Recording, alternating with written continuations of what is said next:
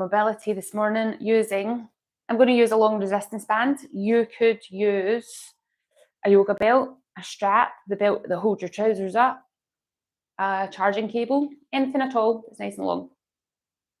Let me just adjust the angle of this camera. Doing 2 shots here, which always gets a bit niggly. Right. We're going to release it into the shoulders today. So let's start rolling the shoulders round. And just notice how crunchy and clicky they are today. Also notice as you're rolling the shoulders, how much is the spine getting involved to create this sensation of movement. As much as you can, I want you to reduce the movement at the ribs so we can really see what's going on in at the shoulders. When you're tight, your body looks for the path of least resistance when you go into movement.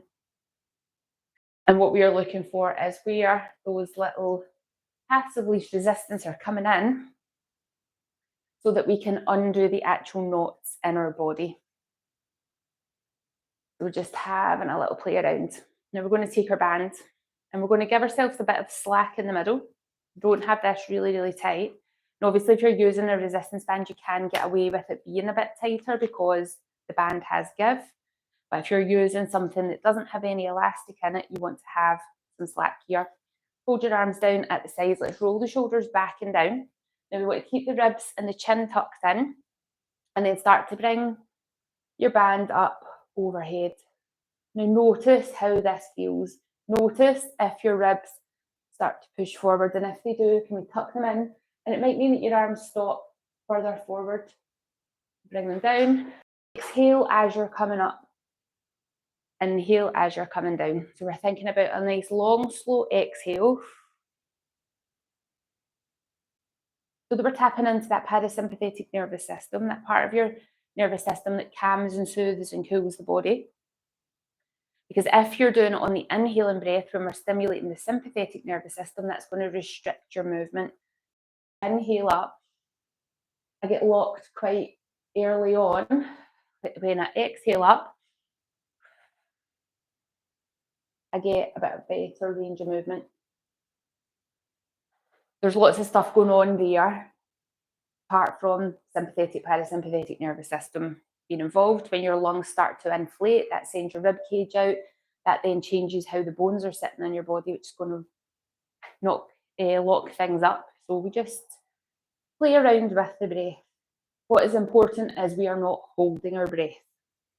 Now, the next time we come up, we're going to step the feet slightly wider and then use your right hand to pull you over to the right, letting that left hand follow. Now, keep your weight into your left foot, so you're sending that weight over so that you're getting length all the way down that left side. Then we're going to use that left hand to pull us up over the top and then come over to the left, take the weight over into that right foot, get that length down the right side. So we're getting a stretch all the way down the arm, through the armpit, right down through the ribs, into the waist.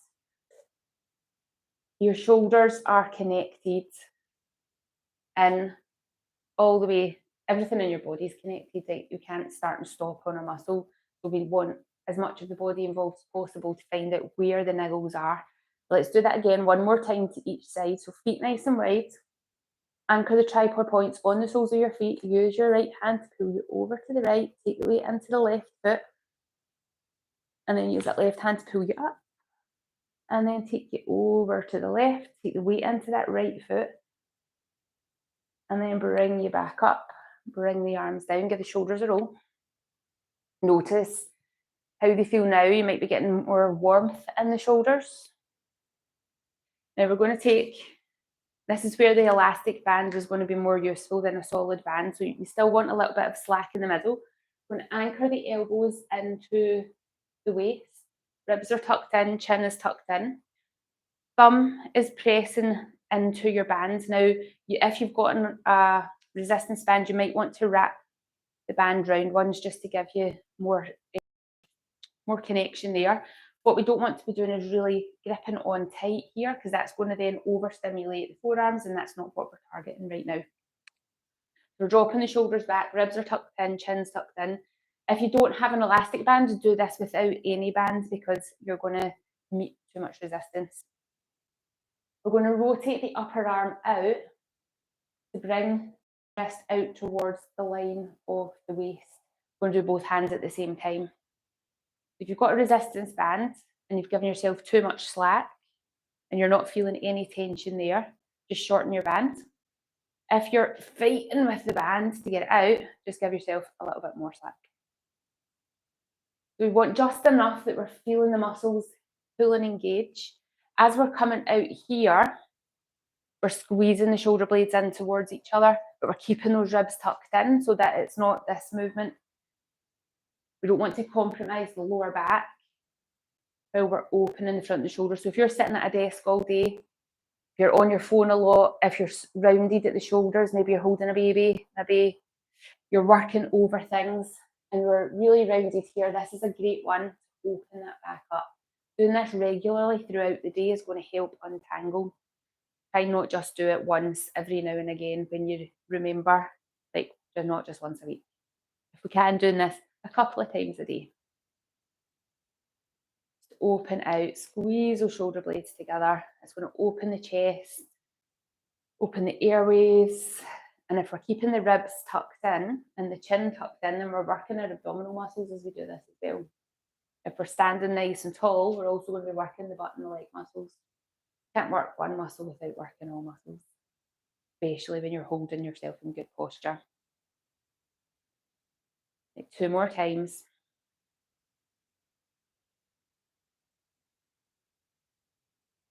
And then we're going to bring the band behind.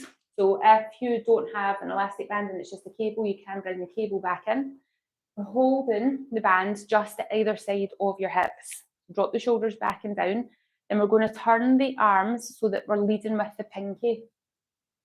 So the palms are faced in towards the back side. And then you're going to push the arms back. Again, we're noticing we're not pushing the ribs out. We're keeping the ribs tucked in. And you're only going to go back as far as your shoulders allow. So pushing back. Have a slight bend in the elbows.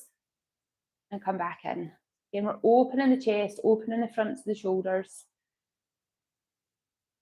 Keeping the ribs, keeping the chin tucked in. And if you don't have a band, you could link your hands together at the back and then lift from there as an alternative. And then bring that in and give the shoulders a roll. So I would love to know how this feels in your body. If you have got any questions, you have to pop them in. And I hope that you have felt some benefit from that. If you've got, as I say, if you've got any questions, please do let me know. Otherwise, I will see you next